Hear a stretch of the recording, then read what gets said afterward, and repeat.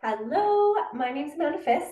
Welcome. I hope you're enjoying your first few days of the 30 Days to Healthy Habits Club. And I'm really excited to be here to bring you your first Wellness Wednesday collective. For those of you who don't know me, I am a registered massage therapist in British Columbia. I'm also a yoga instructor and a mobility expert. And what I want to talk to you today is about lower back pain. Probably a lot of you have this. I know for myself, I have experienced quite a bit of low back and hip pain. I have what's called a scoliosis, which is the lateral curvature of the spine. Some of you might relate to that, some of you might not, and that's okay. But today, it doesn't matter any diagnoses that you may or may not have. All of this will be accessible to you. When we're looking at low back pain, a lot of the time, I've got my little friend, scaly friend here, to help us out as a bit of a visual. And a lot of the time, what can happen where just basic low back pain, even without like a specific injury, can just come from the balance between the back. So this is the back of the spine. So this is the back body here. This is where we would have our glutes and then the lower back muscles. And then up here is what we call the thoracic. So this is the thoracic spine, the ribs attach here. That's where all of our breathing. So this kind of like mid back to upper back area is encompassed in that thoracic spine. And then the lumbar or the low back through here are the bigger vertebrae. And when we're looking at low back pain in conjunction with the hip, a lot of the time what can be happening for people is that throughout the body, we have these sort of segments.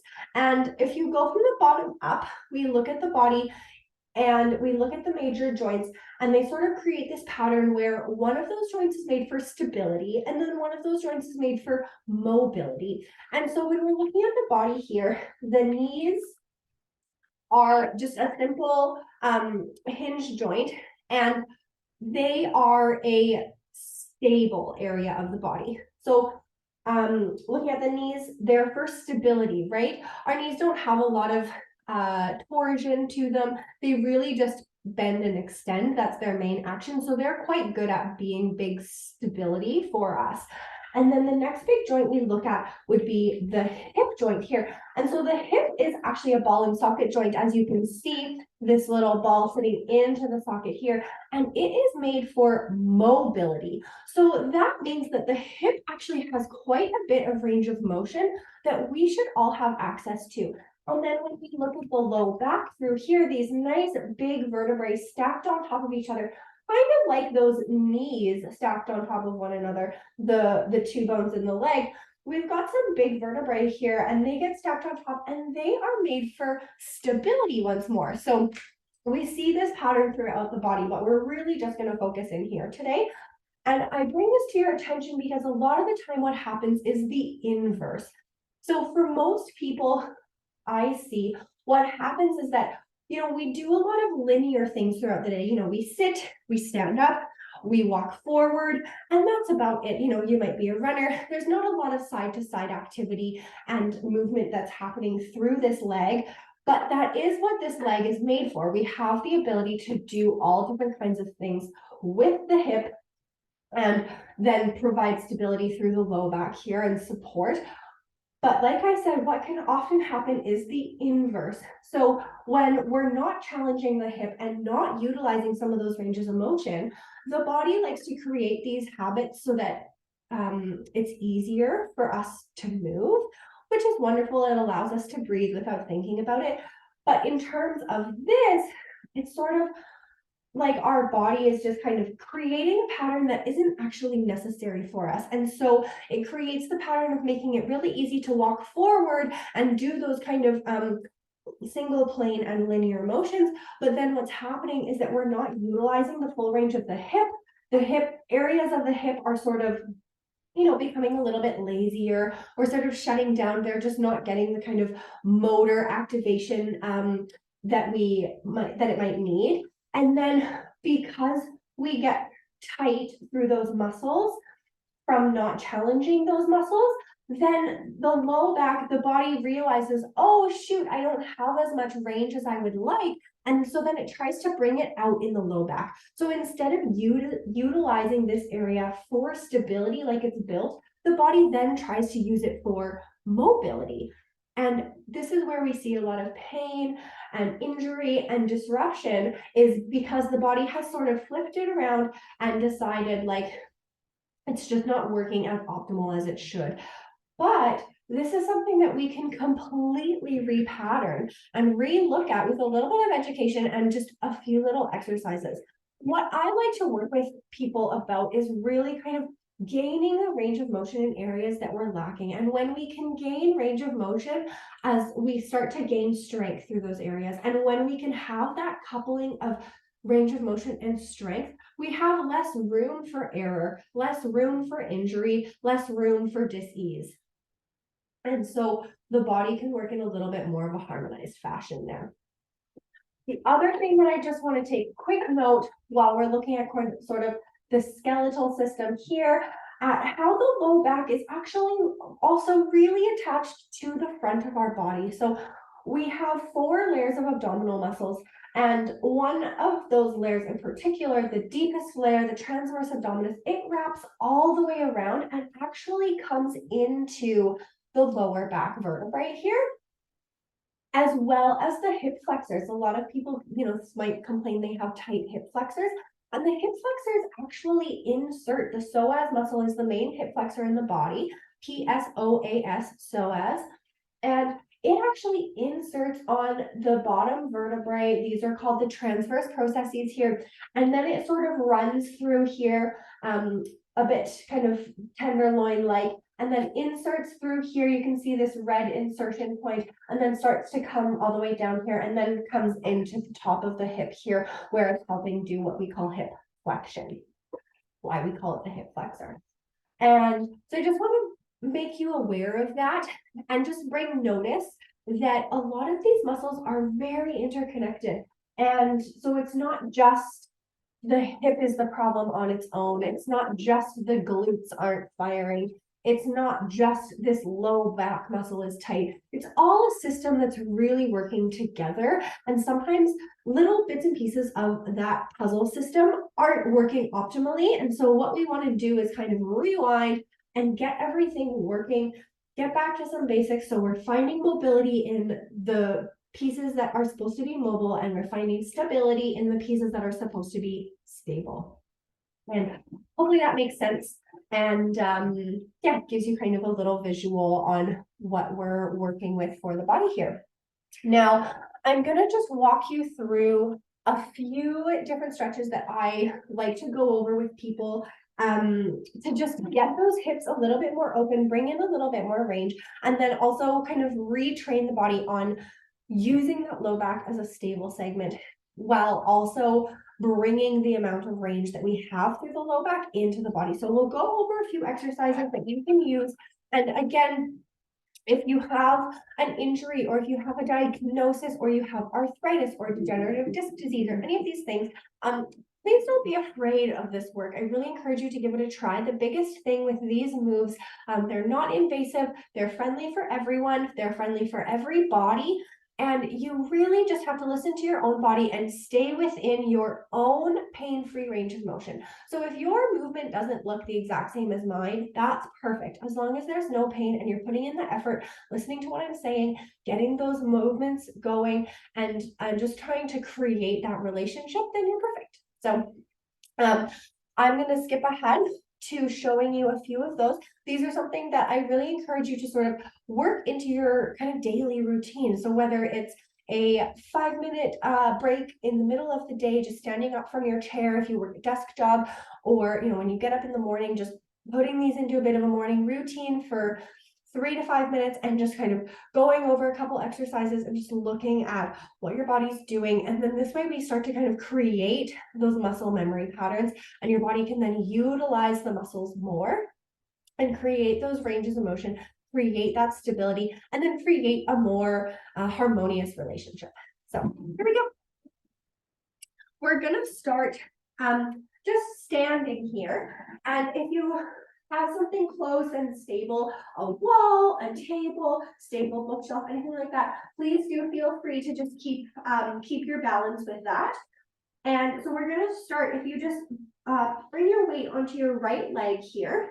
So my right leg's planted, and I'm just gonna lift my left leg into what's called flexion here. So what I look like in the side view, coming into a little bit of flexion, and then I'm just gonna start to make some hip circles. So I'm gonna bring that left leg out to the left, and then I'm gonna start to dial that inner thigh down. And when I dial that inner thigh down, you'll notice that my foot is kind of coming up, but that motion is still coming from the upper leg here. So I'm not trying to kind of flick my foot. That is just happening because of how I'm rotating through my body here. And then I'm gonna come into extension if I can, and then sort of bring the knee up and all the way through again. And I just want you to do a few circles and just try at your own pace. And again, always in your own pain-free range of motion, just moving that leg and getting that hip opening. We really here want to focus on keeping the pelvis nice and stable. So here, you can see I've got my hand really just over my hip bone, and I'm just trying to make sure that that hip bone here, the front of it, is staying nice and flush. It's facing the wall. If I had a light there, it wouldn't be moving, and so it's creating nice and stable. If your hips are sort of twisting like this, that's what we want to avoid. And so just creating some stability through here. Let's do a few rounds one direction and then switch it up. So go back to start and then kind of like open up with that knee again and with that inner thigh, and then coming back around. So a few more circles in that opposite direction. Again, really just trying to keep stable and flat through the pelvis here. So give your legs a little shake and we'll switch sides. Just something to think about is if you had sort of a marble in the middle of your pelvis, in the middle of this pelvic bowl, if there was a little marble sitting right here, we don't want that marble to move. So hopefully that's a good little visual for you there. At this point in time, we want that marble to be stable. So just trying to find that in your body somewhere. So again, just starting up, bring that right leg into flexion. We're balancing on the left, open it up to the side, dial that inner thigh down, and then coming through extension if you can, and then coming back through the middle and up, and just going a few rounds in one direction, opening up the hip. This might feel a little bit challenging, but at the end, it's juicy. It's gonna feel really good. And don't be alarmed to switch directions with me.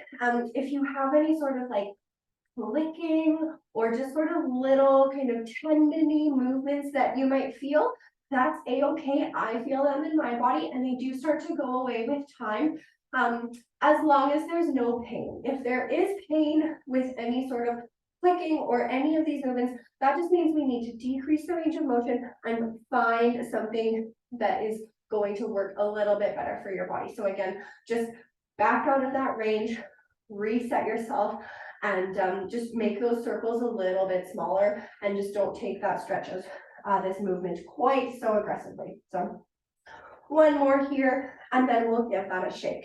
And now, again, coming here, I've got, this is where the two kind of front pelvic bones are. So I'll show you on my little skelly guy. So these guys here, the front, this is sort of like that flat part that you can often feel through the front of your body. That part of the hip, and then we're just again going to use that visual of the marble kind of in the middle of that pelvic bowl. And what I want you to do is this time I want you to make that marble move. So I want you to sort of drop the hip and then just think about like, okay, that marble, if it was here and this corner, it would go, you know, down to the right. And we want to not move the upper body here. So the upper body, if you want, you can put your hands on your ribs to make sure that that's just breathing and staying really stable through there. We just want to try and drop the hips and just find some movement through the hips and pelvis, and just kind of thinking about visualizing that marble moving side to side, left to right as you move your hips, keeping the feet nice and planted on the floor, little bit of a bend through the knees. We don't want to be too locked out. And obviously, of course, as I'm bending my hip, my knee, the hip that's going down, that knee is bending for sure to accommodate for that range of motion. So just playing around with each side here, finding a little bit of that range of motion. Maybe you feel a gentle stretch on the inner thigh as you just kind of go through this sort of walking motion and bringing it side to side. So do one more each side. Amazing.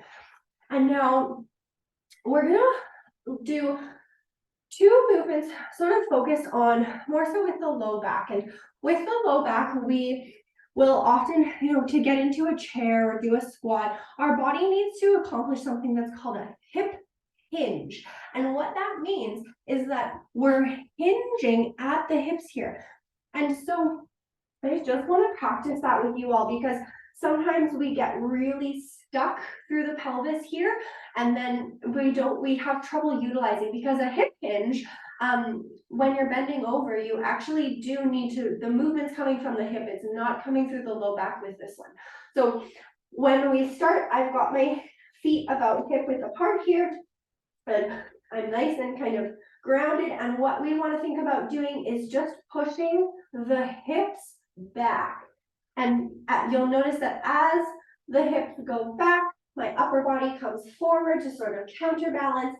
And we really want to have our weight in the heels a little bit more. Then you can sort of bend your knees like you would, almost as if you're going to go into a squat here. And we don't have to get super far down. I just want you to start really feeling that hip hinge action. And what's happening is we want to feel, as we come through that hip hinge and allow the hips to do the movement, the hamstrings can engage, the backs of the legs into the feet can engage. And then as we come back up, we push away from the floor and the glutes can engage. So this is where our back body here, this back line, can be really, really strong when we're working in these proper squat. And this would also be a good warm up for doing like a deadlift or something like that.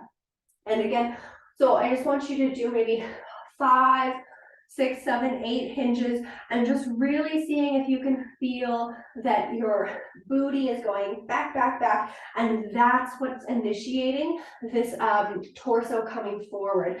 And while we're here, that torso and everything, my lumbar spine is not moving much. It's really becoming stable through here. And when I do this, you almost have this feeling of like a flare through the pelvis. So you really want to accentuate sort of thinking about sticking that pelvis, that bum, those sits bones back and out to get into that hip hinge. So few rounds of that to just bring the body familiar.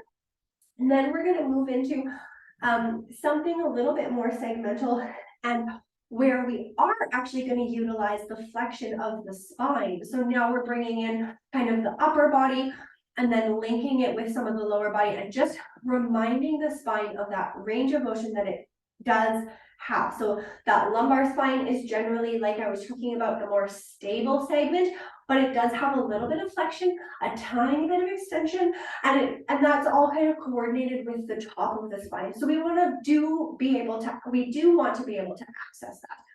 So for this one, again, feet are in a nice kind of hips distance or whatever sort of feels comfortable for you to stand nice and stable, a little bit of a bend through the knee. We're going to start at the top of the spine. So we're going to tuck the chin towards our chest. We're going to round through the tops of the rib cage and the shoulders. And then we're just going to start to continue to round as much as possible. You might feel a bit of a stretch. Just again, stay within your own pain-free range of motion. And just coming nice and rounded, nice and slow all the way down. Let that head be heavy.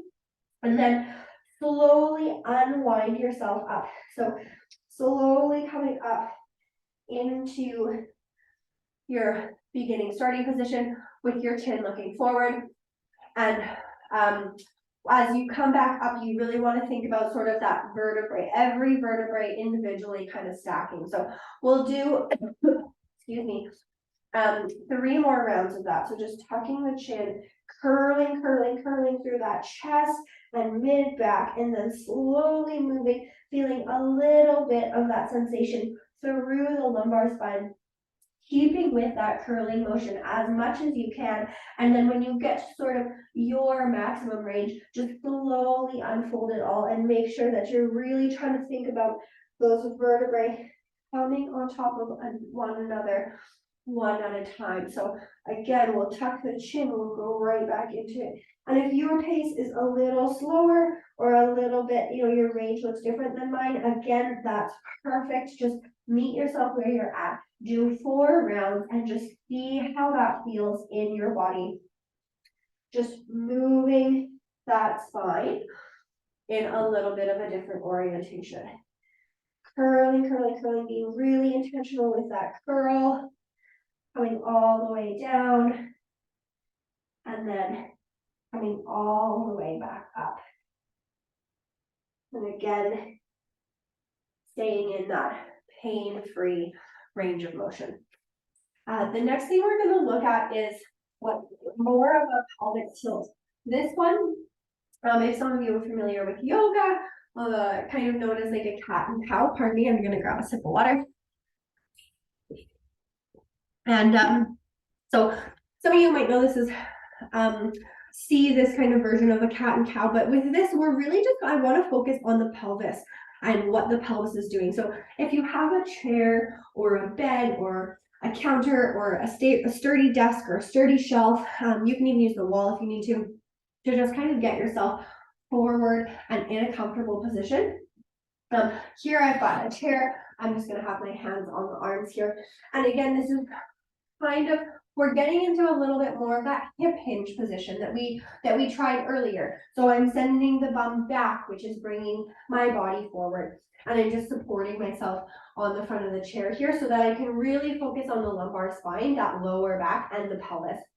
And what I'm going to do is I'm going to try and flare the bottom of the pelvis up towards the ceiling. So I'm almost arching through my low back. I'm creating more curvature through the low back, but by sort of like spreading the bottom of the pelvis and sending it up into the ceiling. That's my intention here. And then we're going to do the opposite. I want you to see if you can feel it from the backs of the legs to curl that pelvis underneath you and tuck that tail underneath you. So now, excuse me, you'll find more curvature perhaps to the low back here. And again, just stay within your pain-free range of motion.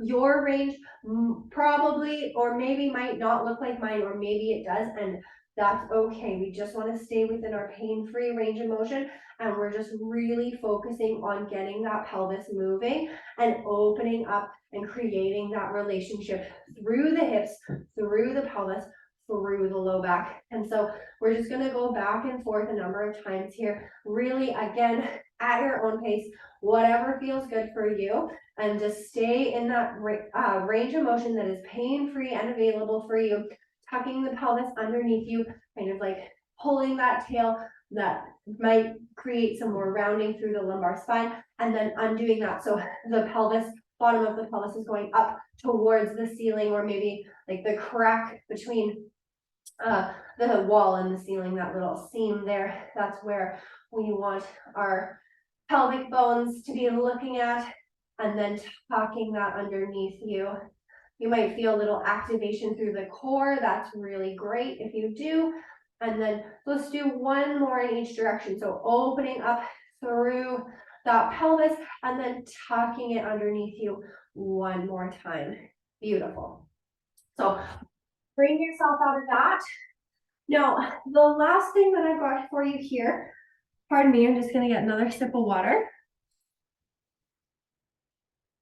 is just to bring in a little bit more side to side lateral movement through the body and through the hips. And that really allows, excuse me, the hips to open up a little bit more.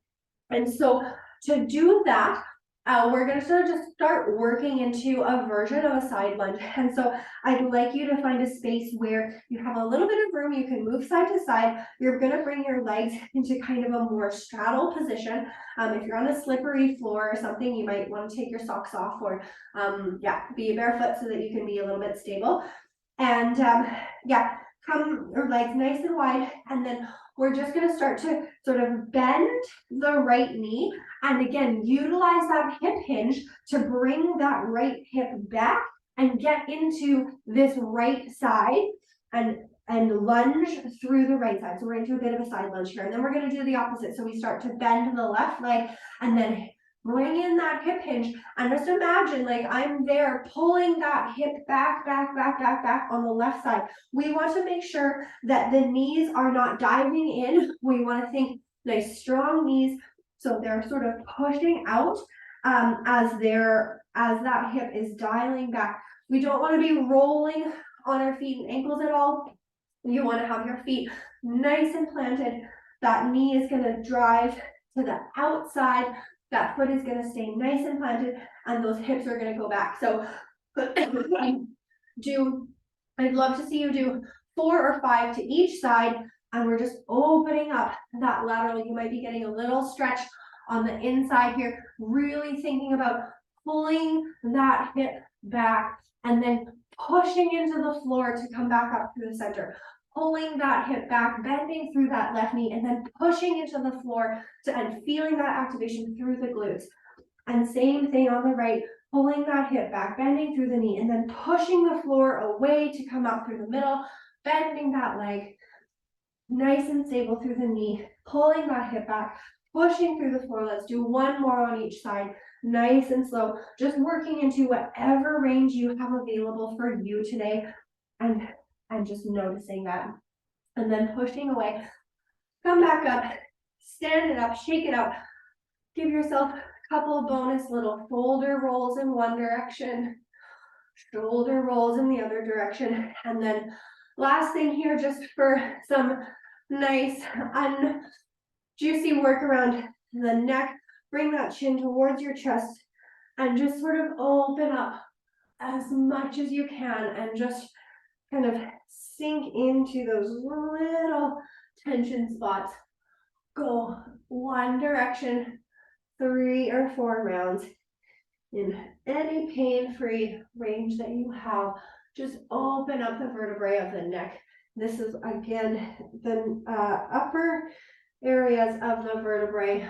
Switch directions at the bottom of this one are more for providing a little bit more mobility through the body. So the neck definitely provides lots of mobility, allowing us to shoulder check and do all the great things that we can to move our head side to side. So here we're just again accentuating that, and our entire spine is connected. So if you are having low back pain, you know, it's not unusual that you might have some niggly shoulder or neck pain or different things that are going on. So one more rotation here just to kind of balance everything out. And that's it. A nice little routine for you to run through. Like I said, in the morning or on a break from work, share it with your office coworkers. And yeah, I hope you enjoyed that. And just notice if you do feel a little bit different in your body right now, and how your hips and your low back might feel. And if things are a little bit looser, a little bit more opened up, you have a little bit more availability through those areas. And the last thing I will say, especially for people who drive a lot for a living, or sit at a desk a lot, and just we get into these very like stagnant postures. You know, there are some really great resources that we have these days in regards to like ergonomical chairs and desks and standing desks and all of these things. All of those are really beautiful and wonderful help, but the best posture is the next posture. So really the biggest thing that they're finding in research these days is that the more we're moving throughout the day, the more we're changing up our posture every 20, 30 minutes, the better it's benefiting our body. So, you know, start your morning in kind of your regular seated position. And then, you know, if you can, half an hour later, switch to a standing. And then if you're still standing, you know, make sure that can you switch from one leg to the other, and just kind of keep your pace going every half an hour if you can. I know that that might not be attainable, so at least every hour, set a timer on your phone to get a glass of water in the middle of your day. Excuse me. And you know, for those of you who like to sit maybe one leg tucked underneath, you know, do that for 15 minutes. And then, you know, it's okay to sort of be in a bit of a slouch position for 20 minutes and then get back to a more upright position. So yeah, like I said, the research is saying that there is no best one posture to be in. The best posture is the next posture. So as you're going throughout your day, especially if you are one of those people who works in a more desk or sort of seated area, or very same position every day, to utilize the technology and things that we need to do. Yeah, set those timers on your phone.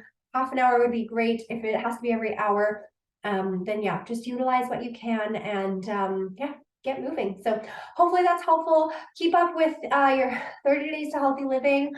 Drink lots of water and reach out if you have any questions. I am in the group. I'm Amanda Fisk. If you're on Instagram, you can find me at Amanda L. Fisk. I always put lots of tips and tricks on there in Instagram.